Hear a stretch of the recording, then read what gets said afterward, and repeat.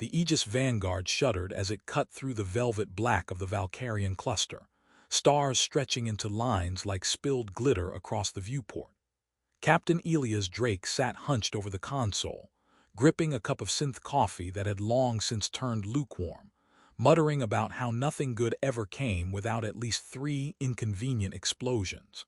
The crew around him was a chorus of groans and nervous laughter, trying to make sense of a mission that had been sold as routine reconnaissance and had instantly devolved into probably don't die today. Drake glanced at the tactical readout.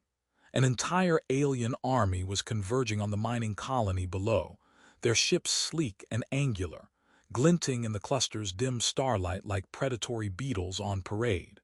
"All right, people," Drake barked, his voice carrying just enough authority to mask the fact that his knees were trembling ever so slightly. "We're here to observe, report, and survive. Coffee optional." Private Lynn, hovering near the rear viewport, snorted. "Surviving seems optional for some of us already, Captain." She ducked as a warning flare from an alien ship streaked past the hull, shattering the illusion that today might be calm. As the Aegis descended toward the mining colony, explosions bloomed across the surface like angry fireworks. The colony's defensive turrets sputtered weakly, their energy pulses barely grazing the alien crafts. Drake pressed his palm to the console, muttering that he should have insisted on an earlier transfer to desk duty.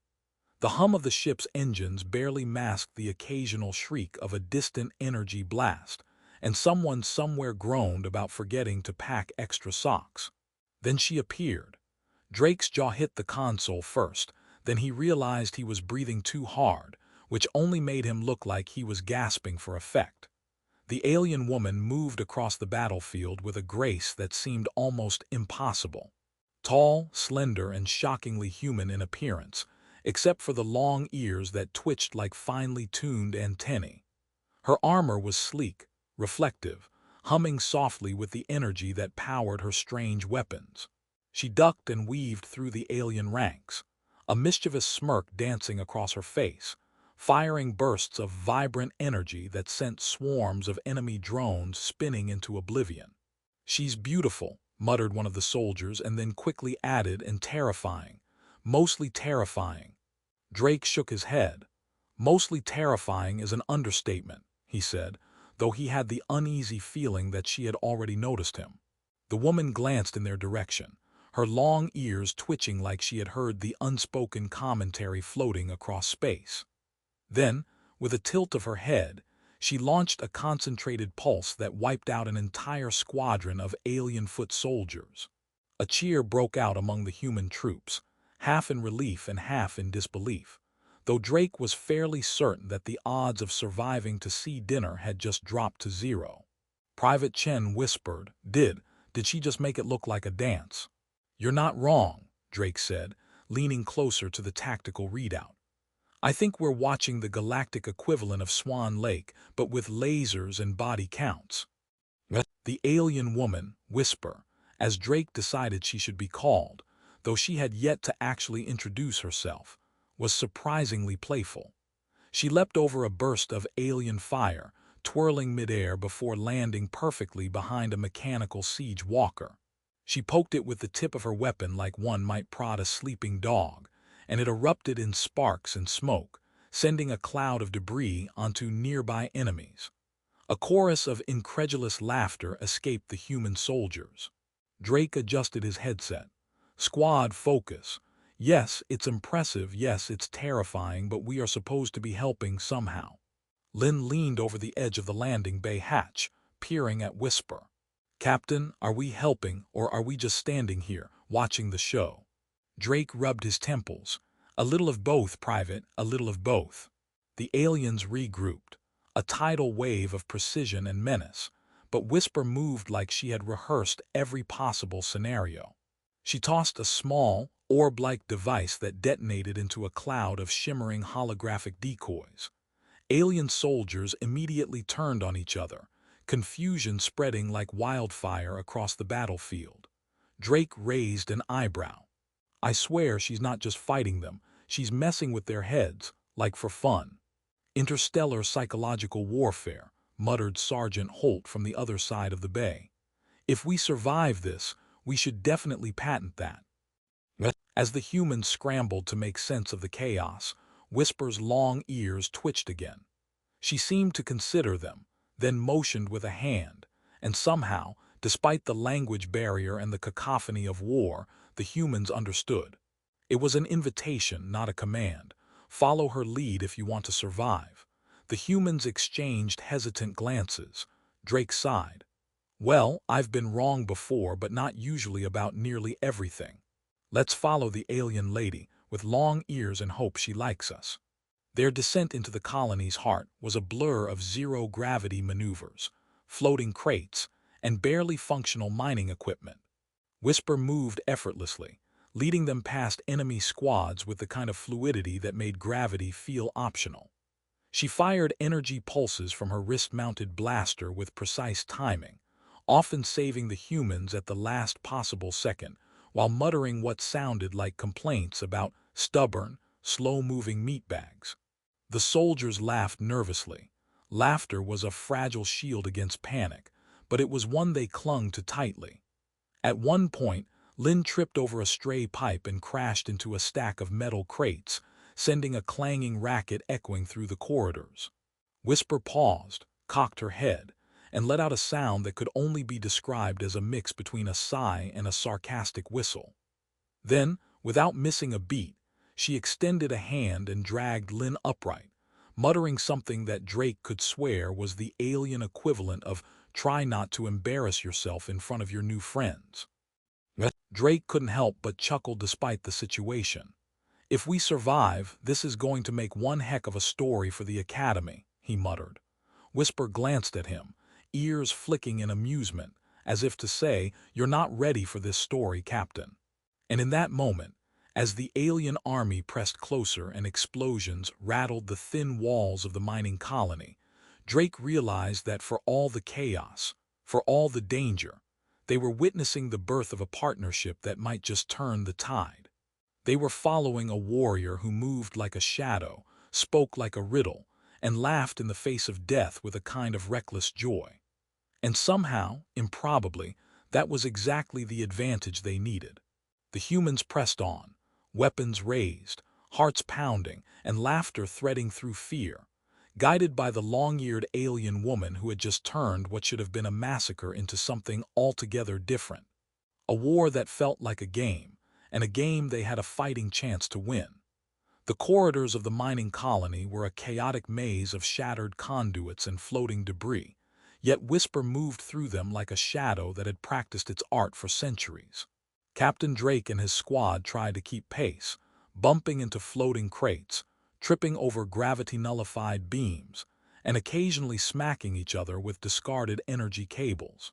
Every so often, a stray alien drone would clank by, and Whisper would flick her long ears, sending a pulse of energy that left it sizzling in midair like a burnt toaster. Sergeant Holt muttered that he had always wanted to see a toaster go out in style, and Lynn quietly pointed out that this was probably not the hill to die on. Drake wiped sweat from his brow and muttered under his breath that the only thing more unpredictable than Whisper's combat style was the fact that she seemed to enjoy herself.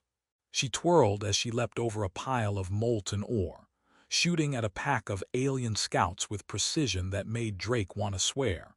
But he couldn't because Lynn had already taken every expletive in the human language and improvised a few new ones. "I think she's actually enjoying herself," Drake said finally, voice tinged with awe. "Enjoying herself?" Chen asked, peering over the edge of a floating catwalk. "She just vaporized 36 of their soldiers and turned them into confetti." "Exactly," Drake said, pointing at the glowing alien bodies. "And somehow it's charming." Whisper glanced over her shoulder, long ears twitching. She offered a single shrug which somehow seemed sarcastic, amused, and threatening all at once. Then she muttered something in a language that sounded like the whistling of the wind through metal pipes. Drake frowned and translated, loosely, "You're barely keeping up. Try harder." The squad laughed nervously, the kind of laughter that danced on the edge of panic. The aliens were relentless, constantly reforming, and every corridor seemed to produce another wave of sleek, angular soldiers. But Whisper had a method to her madness, laying traps and ambushes with a flair that made Drake wish he had half her energy, or at least a caffeine IV drip. They followed her into a cavernous chamber filled with dormant mining machines, some of which still hummed with residual power. She flicked a wrist, and suddenly the machines roared to life, creating a maze of mechanical obstacles that the alien soldiers clumsily ran into, tripping over conveyor belts and sparking metal appendages. Drake muttered that it was like watching a cosmic Rube Goldberg machine in motion, except the stakes were existential. At one point, Lynn tripped on a floating cable and spun in zero gravity like a confused ballet dancer. Whisper reached out, caught her wrist mid-spin, and muttered something that sounded suspiciously like, "Try not to fall again, rookie." Lynn blushed so hard it almost glowed in the dim light, and Drake muttered under his breath that he had officially lost track of which alien gestures were threats and which were compliments. They reached a control room with a transparent floor looking down on the colony, where the alien army was massing like a storm about to break. Whisper crouched, analyzing their positions with uncanny speed, and Drake noticed something odd. She wasn't just scanning for enemies, she was calculating, predicting, almost teasing the aliens in a way that seemed deliberately designed to frustrate them. "She's like a chess grandmaster with laser rifles," Holt said, peering over her shoulder.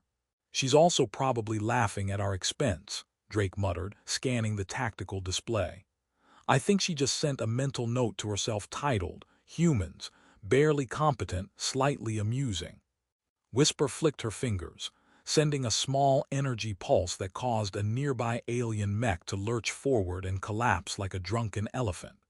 She glanced at Drake, ears twitching, and delivered what he could only interpret as a sardonic, "You see, even idiots can be useful sometimes." Despite the chaos, the humans began to feel a rhythm. Whisper's playful, almost teasing tactics started to blend with their efforts, creating an unpredictable but effective strategy. She led them through twisting tunnels, zero-gravity shafts, and maintenance shafts so narrow that Drake feared for Lynn's life. But she seemed to glide through effortlessly, taunting the aliens at every turn. She tossed holographic decoys that mimicked human soldiers, only to collapse them into pools of distracting sparks. The aliens fought themselves in confusion, while Drake's team scrambled to keep up, muttering about how war had never been this complicated or entertaining. Drake realized that this wasn't just a fight. It was an education in improvisational combat, a lesson in how to use wit and strategy to turn disadvantage into advantage. Whisper's long ears twitched constantly, reading the battlefield in ways that made the humans feel almost unnecessary. Yet she allowed them to participate, to feel that they were part of the plan. She would lean down at a critical moment, nudge a human soldier out of the way with a touch of her gloved hand, and mutter something that seemed like a mix of a warning and a joke. They reached a larger chamber where the alien hive's forces were concentrated. Whisper crouched low, scanning the swarm with her bright, intelligent eyes. Drake noticed a pattern in her movements. She was predicting every move, every ambush, every strike. It was terrifying and exhilarating. "Captain," Lynn whispered, voice trembling, she's not just fighting them, she's dancing through them." Drake nodded, trying not to sound as awestruck as he felt. "Yes, and we're the clumsy backup dancers." Whisper extended a hand toward a control panel embedded in the wall. Sparks flared from its surface, and suddenly, a network of defense turrets activated against the alien forces, slicing through enemy ranks like a scythe through grain. The humans were stunned, but the humor remained. Chen muttered that she had probably hacked the system just to prove a point, and Holt added that she could probably take down a moon with a smirk if she felt like it. As the alien forces faltered, Whisper motioned for the humans to follow her deeper into the colony, toward what seemed to be the source of the hive's command. Drake hesitated, glanced at his squad, and realized they were willing to follow this long-eared enigma anywhere. They navigated twisting shafts filled with malfunctioning equipment, narrowly dodging stray blasts and floating debris. Whisper moved like she owned every inch of space, effortlessly predicting danger, while making offhand comments that sounded like cosmic sarcasm. "Try not to get yourselves killed," she muttered, ears flicking, though honestly it's entertaining either way. Drake found himself laughing despite the danger. "If anyone survives this," he said, "they're going to think we were part of a slapstick war documentary."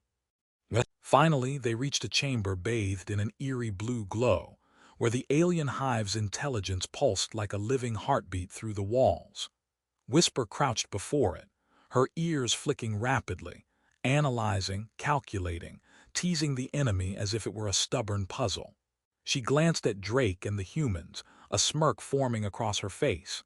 "Ready yourselves," she said, voice lilting, almost musical. "The real fun begins now." And with that, the human soldiers realized that they weren't just observers anymore. They were participants in a game of strategy, chaos, and dark humor, led by an alien woman who was as brilliant as she was unpredictable. The battle wasn't over, it had only just begun. But for the first time, Drake felt something he hadn't in a long time. Hope, threaded with laughter, and a sense that perhaps even the impossible could be turned into advantage with the right partner. The hum of the alien hive's core filled the cavernous chamber with a rhythm that felt alive, pulsating like a heartbeat beneath metal and flesh. Captain Drake's boots clanged on the grated floor, echoing through the immense space. The humans followed Whisper, who moved with the same grace and amusement that had carried them through the chaos so far, her long ears flicking as if reading the air itself. "Stay alert," Drake muttered, though his voice held a nervous humor. "I've had less terrifying wake-up calls than this, mostly when I spilled coffee on the ship's console." Whisper glanced back, one eyebrow arched, her lips curling in a faint smirk. She didn't speak in words they could understand, but the tone was unmistakable. "Keep talking. You humans amuse me." The chamber was alive with the alien hive's intelligence, a shimmering lattice of energy that pulsed through the walls, the floor, even the ceiling like a three-dimensional spiderweb of thought. Alien drones skittered along the lattice, their multiple limbs tapping out synchronized patterns that were both mesmerizing and horrifying. "Looks like the mother of all logic puzzles," Lynn whispered, voice trembling as she floated near a railing. "Except this one might eat us if we get the wrong answer."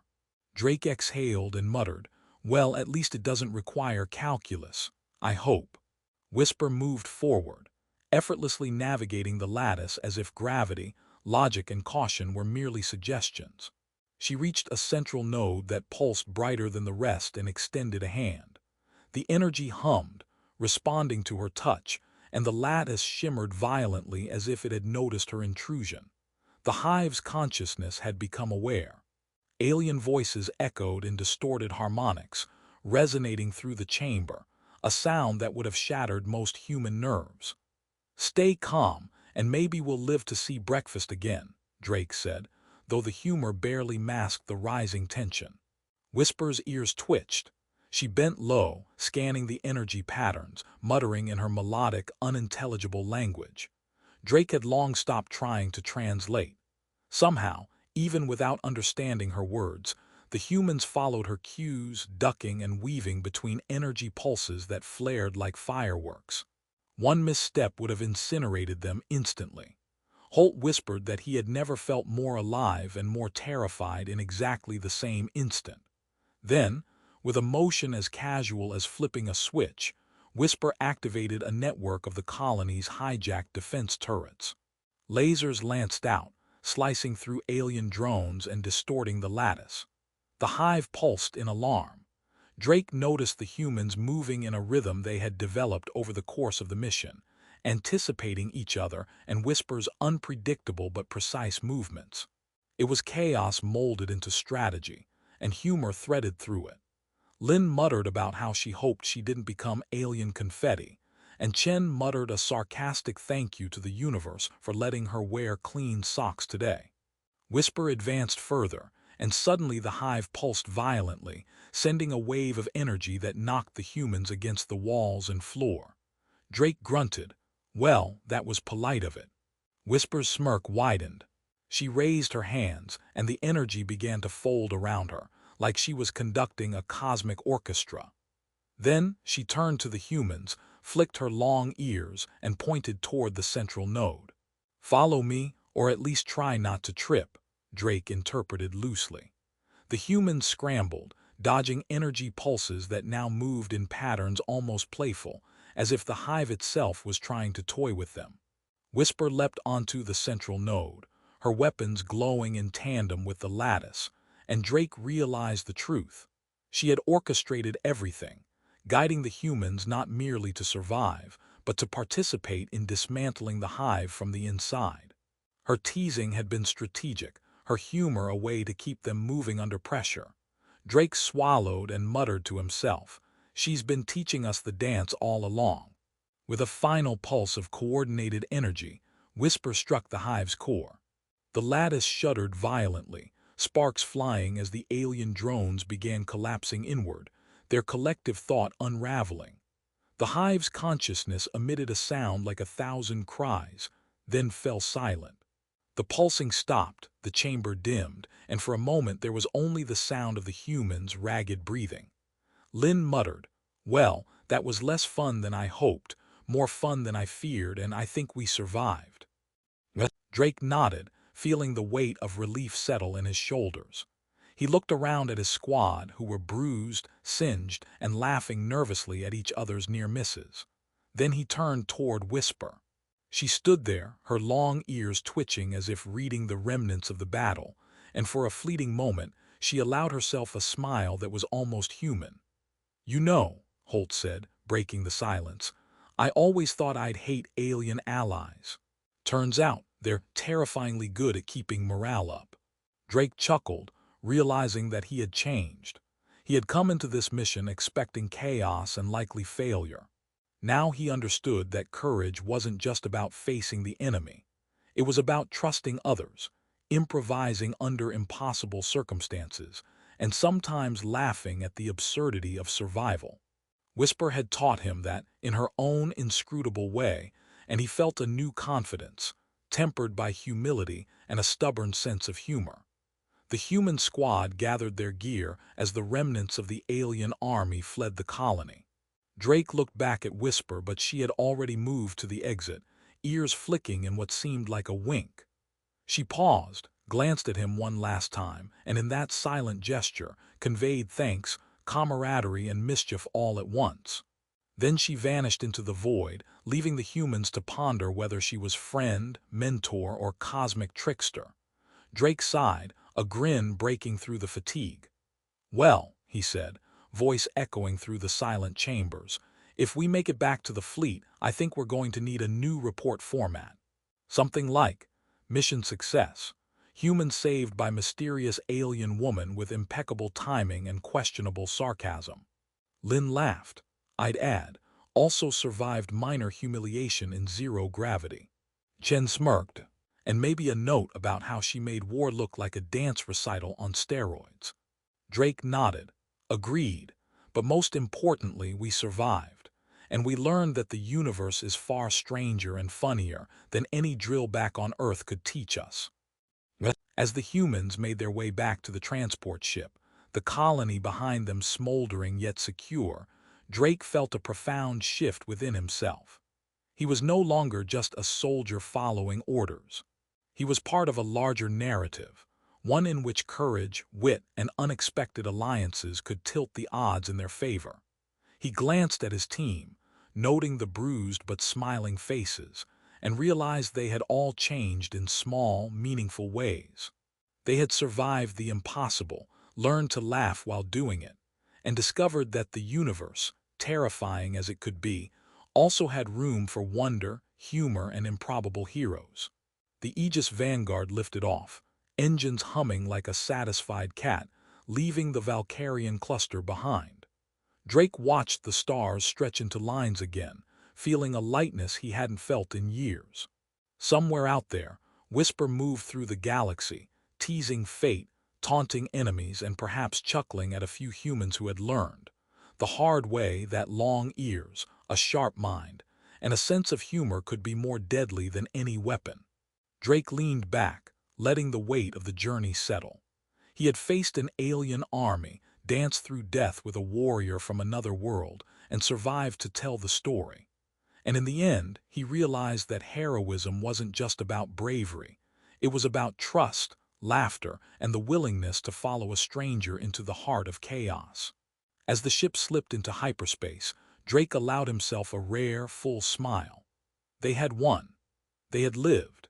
And somehow, improbably, they had grown along the way, carrying not just the memory of a brutal war, but the memory of an alien woman who had turned the galaxy's most terrifying fight into a lesson in courage, strategy, and cosmic humor.